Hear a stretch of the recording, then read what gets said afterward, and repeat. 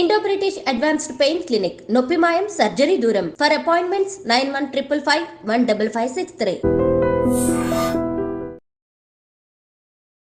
Hello guys, welcome back to our channel. ఈరోజు మనతో ఉన్నారు సర్టిఫైడ్ ఫైనాన్షియల్ ప్లానర్ అయిన రామచంద్రమూర్తి గారు. ముఖ్యంగా ఇప్పుడు అప్కమింగ్ హాట్ థీమ్ అంటే ఈవీ అని చెప్పేసి చెప్తా ఉన్నారు. గడ్కరీ గారు ఇచ్చే సంచలనమైన స్టేట్మెంట్స్ కూడా దానికి మంచి బూమ్ అయితే ఇస్తున్నాయి. అయితే ఇది ఎంతవరకు వర్కౌట్ అవుతుంది, ఇందులో ఏమేమి కంపెనీస్ ఉన్నాయి, ఏంటి పరిస్థితి అనేది మొత్తం అనాలిసిస్ తెలుసుకుందాం.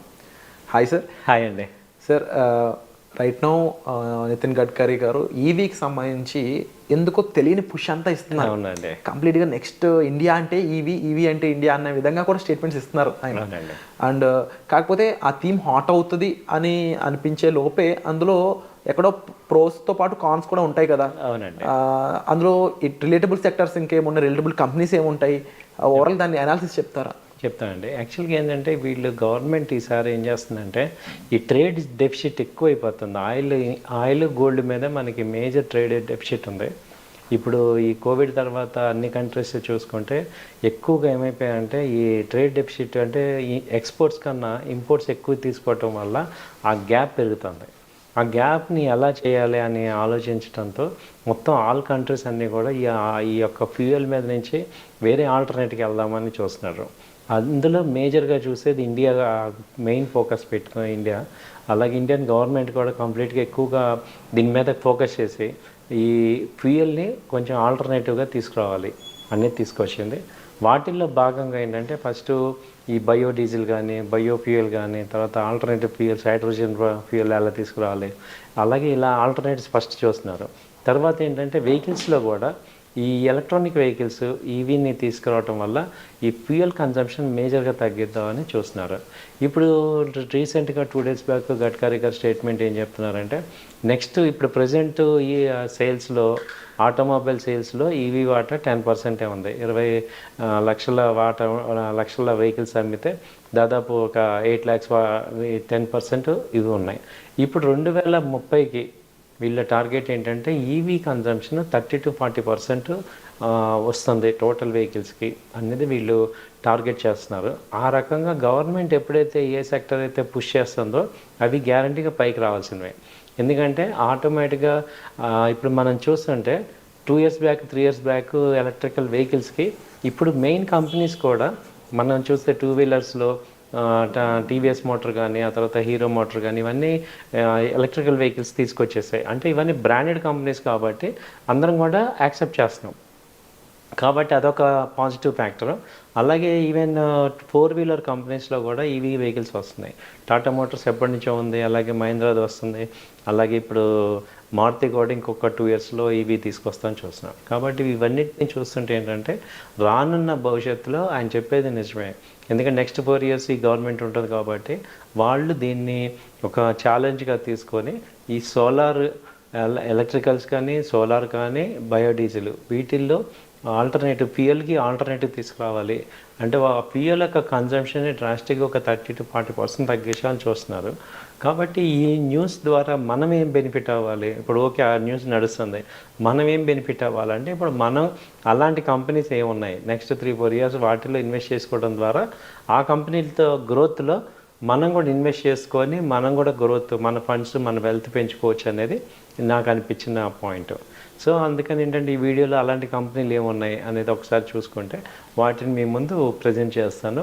వాటిల్లో మీకు నచ్చినవి బాగున్నవి మీరు కూడా ట్రై చేయొచ్చు. ఇదైతే ఒక ఎడ్యుకేషన్కి సంబంధించిన వీడియోనే.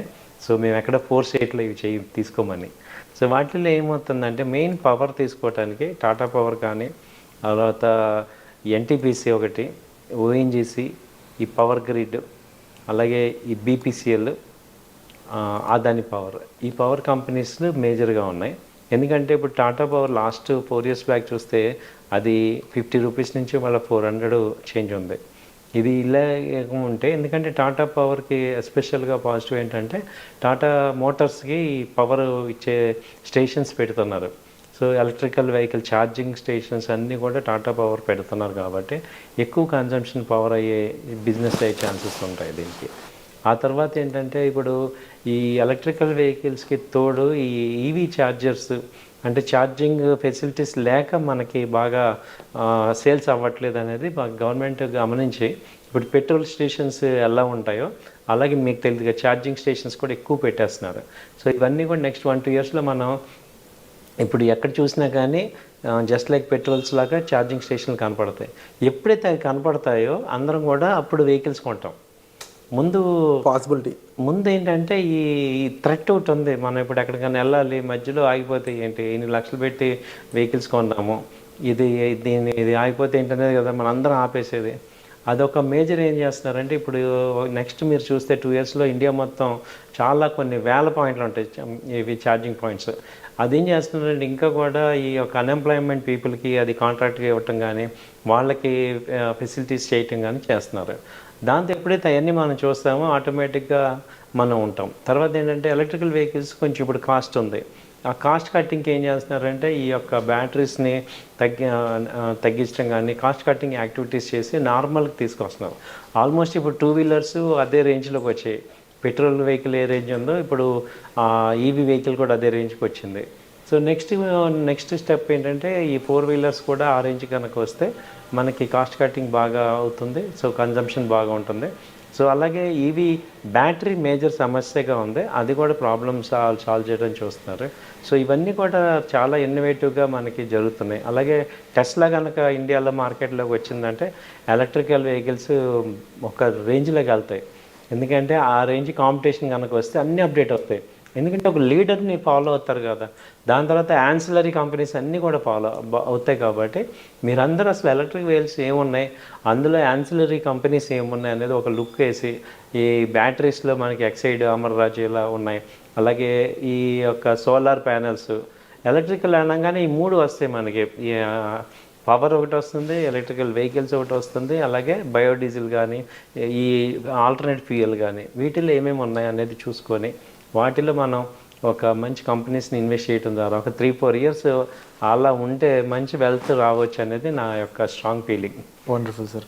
అండ్ రిలేటబుల్గా కూడా దీనికి సంబంధించి అంటే ఈ ఒక ఈవీ బ్యాటరీ తయారు అవ్వాలంటే పరిస్థితి, లేకపోతే ఒక ఈవీ కార్ తయారు అవ్వాలన్నా దానికి రిలేటబుల్ ఇండస్ట్రీస్ కూడా కొంచెం బెటర్ పర్ఫార్మెన్స్ అనేవి చేస్తాయి అనుకుంటున్నాం. ఎందుకంటే 140 కోట్ల జనాభా ఎంత కాదనుకున్నా 50 కోట్లనే ప్రాపర్గా ట్రాన్స్పోర్ట్ యూజ్ చేసుకున్నా సరే ఆ ఇండస్ట్రీ ఎంత పెద్ద అవుద్దో మనం ఊహించుకోవచ్చు. బహుశా నితిన్ గడ్కరీ గారి ప్లాన్ మరి ఎంతవరకు వర్కౌట్ అవుద్దో చూడాలి. అవునండి, ఎండ్ యూజర్ కూడా ఒక అడ్వాంటేజ్ ఉంది సార్. ఇప్పుడు ప్రతిసారి మనం పెట్రోల్ బదులు ఫ్రీగా వెళ్ళటం అంటే చాలా తగ్గిపోతుంది కదా.